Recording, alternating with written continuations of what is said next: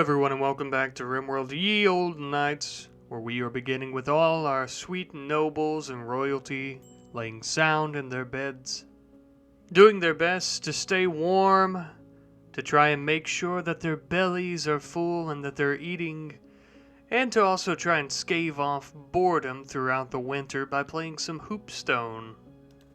Now there's not much for our nobles and royalty to do throughout the winter as we can't grow any crops, so I decided one of the first things we would do today is begin expanding the keep from the inside into the mountain.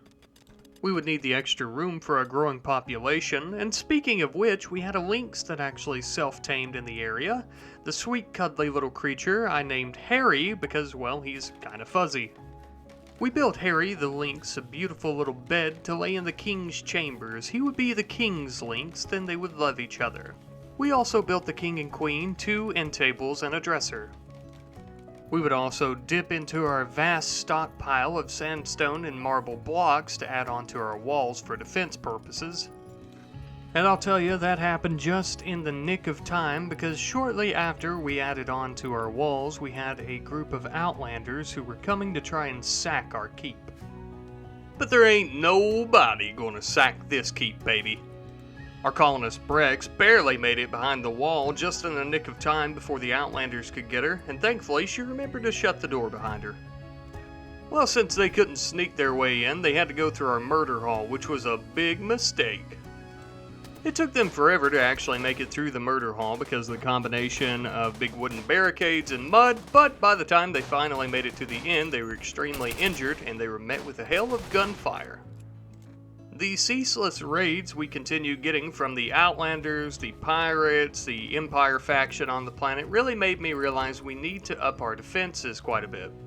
So we decided to construct a big old ballista turret that would keep us safe, and we also decided to go ahead and build some barricades and embrasures around it for added protection to the user.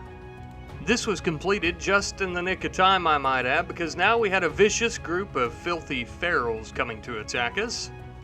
The ferals started trotting through the mud towards us, and good old King George was mounted on the ballista ready to fire. The ferals decided to flee, but unfortunately for them, there would not be any survivors left.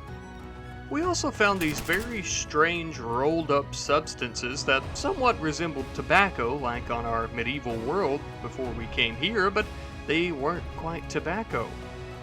The substance had a very odd aroma, but it seemed to make our knights very happy and very hungry, so we all gathered around to eat a lot of hearty stew.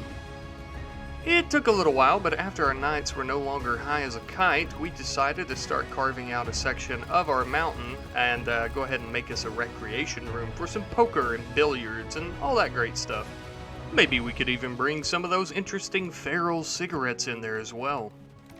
But life in the medieval keep here was not always doom and gloom with a bunch of raids from pirates and the Empire and everything like that every 5 minutes. Most of the time, our kings and knights and everything just kind of spent their time lying around in bed with their pet lynx or eating bowls of soup or smoking joints in the kitchen. For the most part, it was a nice and peaceful place to live. For the most part, other than all the raids and whatnot. The time had finally come, though. I decided it was time to put that research we'd done to use and build an advanced smithing system so we could make some nice blades and armor for our nobles. I also noticed that our stockpile of weapons and apparel was kind of cluttering up our warehouse, so I decided to build an armory to keep it all in. The armory took a little while to build, but we gave it the finest sandstone floors that you could imagine. But enough about this progress shit. We were actually now being raided by a large group of Imperials from the Empire faction who were coming to murder us for enslaving their Duchess. I still don't know why they're upset about that, but who knows. They waited around in the snowy forest for a little while before they finally got the courage to come and attack us, but we were gathered around our embrasures with our weapons ready for action. Those Imperials knew nothing of the snowy, frozen hell that they were about to waltz right into. It didn't take long and the Imperials were knocking at our doors, well, more like they were walking down our murder hall and, they were dropping like flies at our traps, our caltrops and spike traps, and you get the gist. It took a little while, but the Imperials finally made it to the end of the murder hall, and they were met with lots and lots of gunfire. So much gunfire, in fact, that we actually began chipping off part of our walls.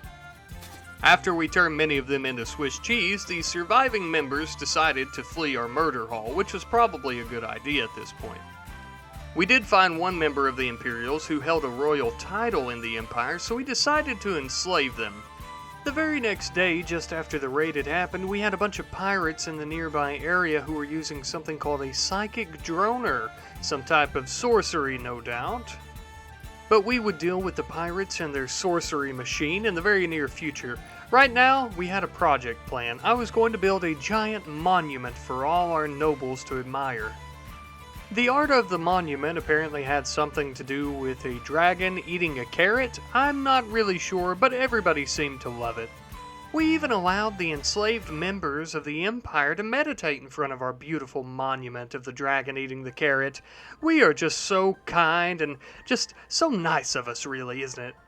Especially since the monument also states that it contrasts depression and desolation. I don't really know what that means, but I'm sure the slaves are extremely depressed. And speaking of depression, I caught a glimpse of King George himself playing poker all by himself in the new recreation room. I suppose nobody wanted to play with him. It's very sad, really. But enough about the depression of the king and the slaves and all that good stuff. I'm going to go ahead and call this episode 4 of RimWorld Ye Olde Knights. Thank you guys so much for watching. I hope you have enjoyed. I really appreciate you guys tuning in with me on this episode and kind of watching me play along here. So yeah, thank you guys so much for watching. I hope you have enjoyed. I will see you guys in the next one. Goodbye.